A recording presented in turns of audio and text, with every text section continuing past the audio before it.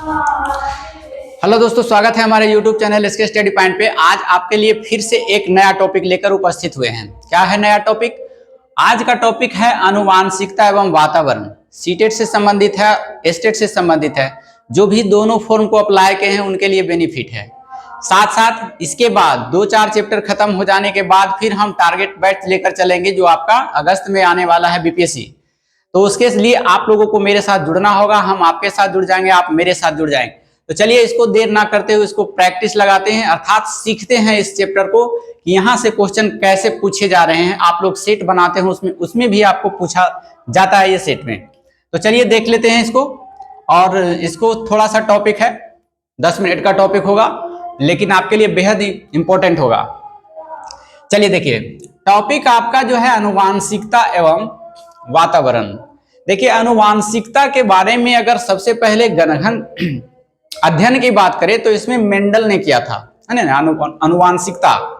तो उन्होंने सबसे पहले मटर के पौधे पर है जो इसका एक्सपेरिमेंट किया था। ये बायोलॉजी की क्लास में आपको जो साइंस के विद्यार्थी हैं उसके लिए इंपॉर्टेंट है। यहाँ से सिर्फ बेसिक पूछ लिया जाता है 1-2 क्वेश्चन की क्रोमोजोम की संख्या कितनी है ना, एक्स क्रोमोजोम किस में पाया जाता है, फिर XY क्रोमोजोम किस में पाया जाता है। तो ये सभी थोड़ा सा एक बेसिक नॉलेज के लिए आपको है जो एग्जामिनेशन में आपसे पूछ लिया जाता है, क्योंकि यह चैप्टर का ही नाम है आनुवांशिकता और वातावरण, अर्थात हेरिडिटी एंड इन्वायरमेंट। चलिए देख लेते हैं आनुवांशिकता क्या है। तो कहा जाता है कि जब आनुवांशिक गुण, क्योंकि हर माता पिता के अंदर उसके माता पिता का आनुवांशिक गुण होता है, फिर उसके माता पिता का, फिर अगले पीढ़ी वाले माता पिता का आनुवांशिक गुण होता है। तो इसीलिए कहा जाता है कि जब बच्चे में माता पिता का आनुवांशिक गुण जैसे आंख, नाक, रंग, रूप, चिंतन, लंबाई, वृद्धि, ये सभी एक पीढ़ी से लेकर के दूसरे पीढ़ी तक बच्चों में स्थानांतरण हो जाता है, अर्थात ट्रांसफर हो जाता है, तो उसे ही आनुवांशिकता या हेरेडिटी या फिर वंशानुक्रम कहा जाता है। आप लोग को आ गया होगा समझ में। जैसे अभी कभी कभी आप लोग देखते होंगे पेरेंट्स में, जब बच्चे शिशु आ जाते हैं घर में तो दादा दादी बोलने लगते हैं उनको कि देखो यह नाक जो है इसका पापा वाला है, या जो है ओठ है मम्मी वाला है। यानी कोई ना कोई चीज उससे माता पिता से मैच करता है, कोई गुण मैच करता है, कोई प्रॉपर्टीज मैच करता है। उसी को हम कहते हैं हेरिडिटी कहते हैं, अर्थात वंशानुक्रम कहते हैं या आनुवांशिकता कहते हैं। तो ये आपको क्लियर हो गया होगा। अब है वातावरण के बारे में जान लीजिए। वातावरण क्या है? तो वातावरण कहा जाता है, इससे अभिप्राय यह है कि हमारे चारों तरफ का माहौल, जहां हम रहते हैं उसके आसपास के माहौल, जैसे हमारे घर हुआ, हमारे पड़ोसी हुए, स्कूल, परिवार, है ना, भोजन इत्यादि बहुत सारे चीज है, वह जो होते हैं वह वातावरण के अंतर्गत आते हैं। अलावे एक छोड़कर, जैसे जीन की बात करें तो जीन जो होता है वह वंशानुक्रम से संबंधित है ना, आनुवांशिकता से संबंधित है। तो जीन को सिर्फ छोड़कर बाकी जितने भी हमारे आसपास पड़ोस में जो चीजें दिखाई देती हैं वह सभी जो है पर्यावरण के अंतर्गत आते हैं।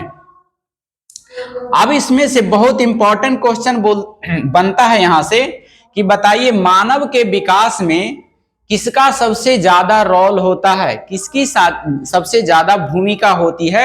यह क्वेश्चन बार बार पूछा जाता है, इस बार भी पूछा जाएगा, अगले बार भी पूछा जाएगा। तो मानव के विकास में सबसे अधिक जो योगदान होता है वह आनुवांशिकता का होता है या वातावरण, ये दोनों का होता है। आपका दोनों क्वेश्चन देता है, स्टेटमेंट करके देता है कि मानव के विकास में किसका योगदान होता है, वंशानुक्रम का या फिर उसी को आनुवांशिकता का या फिर वातावरण का, कि आनुवांशिकता और वातावरण दोनों का। तो आपका आनुवांशिकता और वातावरण दोनों आपका आंसर है, इसको ध्यान में रखेंगे। इसी से संबंधित कुछ जो है साइकोलॉजिस्ट आए और उन्होंने अपना कोटेशन दिया, कथन दिया, उसे भी कभी कभी पूछ लिया जाता है। जैसे एक साइकोलॉजिस्ट से जिसका नाम था रूजवेल्ट कहते हैं कि माता पिता से संतान में हस्तांतरण होने वाला गुण को वंशानुक्रम कहा जाता है, अर्थात अनुवांशिकता कहा जाता है। किसने कहा था? तो एक साइकोलॉजिस्ट रूजवेल्ट, याद रखेंगे। दूसरा एक साइकोलॉजिस्ट और थे जिसका नाम था जेम्स डेवर, है ना। इन्होंने बोला था कि माता पिता का शारीरिक और मानसिक विशेषताओं का संतान में हस्तांतरण होना ही क्या कहलाता है? वंशानुक्रम कहलाता है। कैसे? शारीरिक, मानसिक। कोई कोई ऐसा दिमाग वाला पिता रहता है, बहुत बुद्धिमान पिता रहता है, तो उसके बच्चे भी क्या रहते हैं? बुद्धिमान हो जाते हैं। तो इसका अर्थ होता है कि पिता का गुण किस में चला गया? उसके बच्चे में चला गया। माता बुद्धिमान है तो पुत्री भी बुद्धिमान है। इसका मतलब क्या है? माता का गुण कहाँ चला गया? पुत्री में चला गया। कभी कभी ऐसा होता है कि दो तेज माता पिता के बच्चे जो होते हैं बुद्धू हो जाते हैं, या फिर दो माता पिता जो बुद्धू रहते हैं उसके संतान जो होते हैं बहुत तेज दिमाग के हो जाते हैं। तो यह सब प्रोसेस अगले की क्लास में हम आपको डिफरेंस बहुत अच्छी तरह से समझाएंगे। फिलहाल आपका छोटा सा टॉपिक है, यहां तक आप समझिए। आगे की क्लास फिर शारीरिक मानसिकता के बारे में हम बेहद अच्छे तरह से डिस्कस करेंगे। अब इससे पहले जो होता है, तो ये भी कोटेशन याद रखेंगे कि जेम्स डोवर ने क्या कहा था? माता पिता का शारीरिक और मानसिक विशेषताओं का संतानों में हस्तांतरण होना वंशानुक्रम है। ये किसने कहा था? तो जेम्स डेवर ने कहा था। तो दोनों कोटेशन आप याद रखेंगे। अब यहां से आता है कि अनुवांशिकता और वातावरण में लिंग निर्धारण की प्रक्रिया। तो देखिए, लिंग निर्धारण की प्रक्रिया हम कैसे करते हैं? कौन जिम्मेवार होता है इसके प्रति? माता जिम्मेदार है या पिता जिम्मेदार है? ये दोनों बातें आप समझ लीजिए। एक प्रकार से आप बायोलॉजी अगर पढ़े हैं, नहीं पढ़े हैं तो भी आपको यहां समझ में आ जाएगा। देखिए, आप सभी लोग जानते हैं कि मानव शरीर में दो तरह के क्रोमोजोम्स पाए जाते हैं, और वह क्रोमोजोम्स कहलाता है एक्स और वाई, है ना। यही दो ही टाइप का मानव शरीर में, मानव बॉडी में दो टाइप का जो है क्रोमोजोम्स पाया जाता है। वह एक है एक्स और दूसरा है वाई। अगर हम एक्स एक्स की बात करें तो ये महिला के शरीर में पाया जाता है। किसके शरीर में? एक्स एक्स क्रोमोजोम्स कहां पाया जाता है? तो महिलाओं में पाया जाता है। वही एक्स वाई की बात करें, एक्स वाई क्रोमोजोम्स कहां पाए जाते हैं? तो ये पुरुष के शरीर में पाया जाता है, मेल के। तो ये दोनों जान लीजिए। इसमें आपको पता करना होता है, पूछ दिया जाता है कभी कभी कि बताइए कि मानव शरीर में क्रोमोजोम्स की संख्या कितनी है? पेयर में पूछ देता है कि जोड़े में कितना है। तो आप जोड़े में मारेंगे 23 पेयर्स, यानी 23 जोड़े। अगर टोटल क्रोमोजोम्स की संख्या पूछे तो 23 और 23 कितना हो गया? 46, 46 होता है ना। इसी 46 को मानव जो है, हम चाहे जो भी मानव हो, जैसा भी मानव हो, उसके अंदर जो है 46 क्रोमोजोम्स पाए जाते हैं। लेकिन खासकर अगर फीमेल में पूछे कि फीमेल में कौन कौन सा होता है, तो एक्स एक्स याद रखना है और मेल में एक्स वाई याद रखना है। अब यहां से एक प्रोसेस यह होता है, आप लोग समझ सकते हैं, थोड़ा मिटाने का प्रयास करते हैं। उसके बाद आपको पढ़ना है समानता, भिन्नता और प्रत्यागमन का सिद्धांत।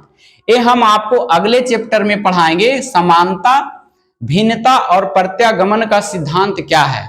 फिलहाल आप अभी देख लें कि मेल और फीमेल के फर्टिलाइजेशन प्रोसेस से जो प्रोडक्ट उत्पन्न होता है वह कौन होता है, बॉयज होता है या गर्ल होता है, इसके बारे में आप जान लेंगे, क्योंकि यहां से बेसिक से क्वेश्चन आपको उठा देता है। मान लिया जाए यह मेल है और यह फीमेल है, और इनके अंदर जो क्रोमोजोम्स की संख्या पाई जाती है वह X X, X Y male में हो गया, और फीमेल में जो होता है एक्स एक्स क्रोमोजोम्स होता है। अब होता है क्या, ये मेल और फीमेल दोनों मिलकर जब फर्टिलाइजेशन का प्रोसेस करते हैं तो उस क्रिया के दौरान जो होते हैं इनके क्रोमोजोम्स एक दूसरे से क्या करते हैं, जाके कंजुगेट करते हैं और मिलते हैं, फर्टिलाइजेशन पूरा करते हैं। तो उस स्थिति में अगर आपको एम का एक्स क्रोमोजोम फिजिकल रिलेशन के बाद चले जाते हैं और वही महिला के तरफ से एक्स क्रोमोसोम्स इधर से आ जाता है तो यह जो प्रोडक्ट उत्पन्न हुआ यह होता है गर्ल, GIRL, लड़की होता है। तो लड़की के लिए कोई कौन जिम्मेदार है? तो लड़की के लिए जिम्मेदार ठहराया जाता है कि यह पत्नी ही जिम्मेदार होती है कि हमेशा ही लड़की को जन्म देती है, इसे घर से बाहर कर दिया जाए। तो ऐसा बिल्कुल नहीं करना है। आपको यहां से समझ लेना है कि लड़की है जो जिम्मेदार नहीं होती, महिला जिम्मेदार नहीं होती है, पुरुष जिम्मेदार होता है। क्योंकि आपके पास जो है XY क्रोमोसोम्स है, जबकि मेरे पास XX है। आपको ताकत है तो Y भेजिए मेरे पास, तो हम क्या देंगे? बर्थ करेंगे हम बॉय का। आपके पास पावर नहीं है, इसीलिए आप X भेजते हैं। तो जिम्मेदार कौन होगा, यहां से आप जान सकते हैं। अगला है, अगर यही प्रोसेस के बाद में हम करें, इधर से मान लिया जाए Y क्रोमोसोम्स भेज दिया गया पुरुष के माध्यम से, जबकि उधर तो फिक्स है कि X ही आएगा। तो XY अर्थात इसको X और Y, XY अगर आ जाए तो यही जो है जन्म लेता है वह लड़का होता है। तो लड़का के लिए लिंग निर्धारण के लिए जिम्मेदार कौन है? पुरुष का क्रोमोसोम्स जिम्मेदार है, ना कि महिला का क्रोमोसोम जिम्मेदार। आपसे पूछा जाएगा कि बताइए लड़का या लड़की होने के लिए लिंग निर्धारण में कौन जिम्मेदार है? पुरुष जिम्मेदार है या फिर महिला जिम्मेदार है? तो फिर इसका हो जाएगा पुरुष जिम्मेदार है। तो यहां तक आपको याद रखना होगा, क्योंकि बेसिक है। अगर क्लास बायोलॉजी का हम लेंगे तो आपको, अगर साइंस का विद्यार्थी है तो हम साइंस भी पढ़ाएंगे, बायोलॉजी पढ़ाएंगे। तो फिलहाल अभी बेसिक जान लीजिए, क्योंकि यहां से है जो बेसिक लेवल से क्वेश्चन उठा दिए हैं। पूछ दिया जाता है कि बताइए कि क्रोमोसोम्स की संख्या कितनी होती है? बस 46 होता है। तो ये सभी याद रखना है। एक है, इस प्रोसेस में जब होता है क्या, कभी कभी महिला जो है 2 बच्चे को बोर्न कर देती है, जन्म दे देती है। उस स्थिति में जुड़वा बच्चों का अध्ययन, एक वैज्ञानिक थे जिसका नाम था न्यूमैन तथा फ्रीमैन। ये भी पूछा हुआ क्वेश्चन है आपका स्टेट में कि बताइए जुड़वा बच्चों का अध्ययन किसने किया था सबसे पहले बार? तो सबसे पहली बार जो है अध्ययन किया था न्यूमैन तथा फ्रीमैन। न्यूमैन और फ्रीमैन, इसको याद रखेंगे। तो इस तरह से आपका है जो यह क्वेश्चन आपका समाप्त हो गया, क्योंकि आनुवांशिकता और वातावरण एक छोटा सा टॉपिक था। फिर इसके कुछ पार्ट्स जो बचे हुए हैं, समानता का सिद्धांत, भिन्नता का सिद्धांत और प्रत्यागमन का सिद्धांत, यह हमको नेक्स्ट वीडियो में आपको प्रोवाइड करेंगे।